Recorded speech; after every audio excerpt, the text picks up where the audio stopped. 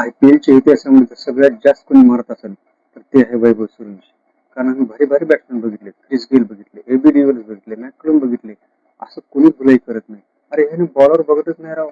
टॉपचे bowler जे असतात त्याला धरून टार्गेट करतो तो. तो बुमरा असेल, बोल्ट असेल, हेनरी असेल आणि अजून भुवनेश्वर असेल.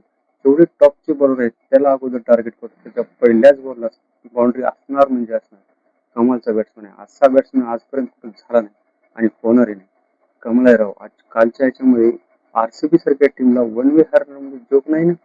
RCBच्या टीम सोबत तुम्ही 26 बॉल मध्ये 78 रन काढता 300च्या स्ट्राईक रेटनं आणि मुंबई सोबत तुम्ही बुमरा सारख्या बॉलरला मारता. कमाल आहे तुमची. खरं डेअरिंग म्हणावं लागेल. तुम्ही जाणून बुजून बॉलरला टार्गेट करता. बरेच जण म्हणतात की वैभव हा फक्त बॉल बघतो, बॉलर बघत नाही. पण मी म्हणतो तो जाणून बुजून बॉलर बघतो. चांगल्या बॉलरलाच टार्गेट करतो. कुठला बॉलर सोडलाय तुम्ही सांगा बरं. चांगल्या चांगल्या जे बॉलर आहेत ना सगळ्याला टार्गेट करून सगळ्याचे ओव्हर मोठे केले आहेत.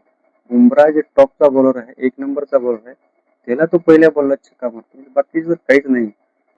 आज वैभवमुळं राजस्थान रॉयल टॉपवर आहे. कोणी विचार केला होता का राजस्थान रॉयल टॉपवर राहील? मी अगोदरही म्हणलं टॉप 4 मध्ये राजस्थान रॉयल यावेळेस राहणार म्हणजे राहणार. ते फक्त वैभवमुळं आणि यशस्वी पण कमी नाही. या दोघांमुळं आज चांगल्या चांगल्या टीम मध्ये दहशत निर्माण झाली आहे वैभवची आणि राजस्थानची पण.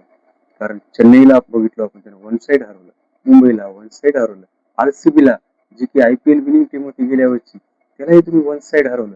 कोणाच्या जोरावर? फक्त वैभवाच्या. कारण वैभव चांगल्या बॉलला टार्गेट करतो. चांगल्या बॉलला टार्गेट केलं त्याला माहिती आहे की समोरची टीम ऑटोमॅटिक दबावते ती. चांगल्या चांगल्या बॉलर चल हॅट म्हणतो त्याला. कुठलाच रेकॉर्ड बघत नाही, कुठलाच बॉलर बघत नाही. फक्त त्याची धुलाई कशी करायची एवढंच बघतो. आज राजस्थान टॉपवर आहे, टॉपवरच राहील. कारण त्याचं श्रेय जास्तीत जास्त वैभवला आहे. आजच्या मॅच मध्ये पाहू शकलो आपण RCBची सुरुवात तर चांगली नव्हती. कोहली थोडा बहुत खेळला. एक वेळ असा होता की 96 वर त्यांची 6 विकेट पडली होती. ते 150 करतील असं वाटलं नव्हतं. पण त्यांच्या कॅप्टनने खेळल्यामुळं ते 200 पर्यंत मजल मारली ते म्हणावं लागेल. पण 200 काढूनही वन साइडेड मॅच करणारा माणूस म्हणजे वैभव. वैभवनं अशी धुलाई सुरू केली चांगल्या चांगल्या बॉलरला की विचारायची सोय नाही. आज वन साइड हरले. मी RCBला वन साइड हरलेलं एवढं खराब हरलेलं पहिली वेळेस बघितलं. ते फक्त वैभवमुळे. पण मला एक वाटतं की वैभव ज्यावेळेस मारत होता चौकी छक्के त्यावेळेस कॅमेरामॅन म्हणाले कोहलीकडे एकदाही कॅमेरा दाखवला नाही. मला तो कोहलीचा चेहरा पाहायचा होता, त्याचं रिॲक्शन पाहायचं होतं की वैभव मारते त्याचं रिॲक्शन काय असेल. पण कॅमेरामॅनने एकदाही कोहलीकडे कॅमेरा दाखवला नाही. कोहलीकडे कॅमेरा ज्यावेळेस दाखवला त्यावेळेस वैभवची कॅच घेते वेळेसच.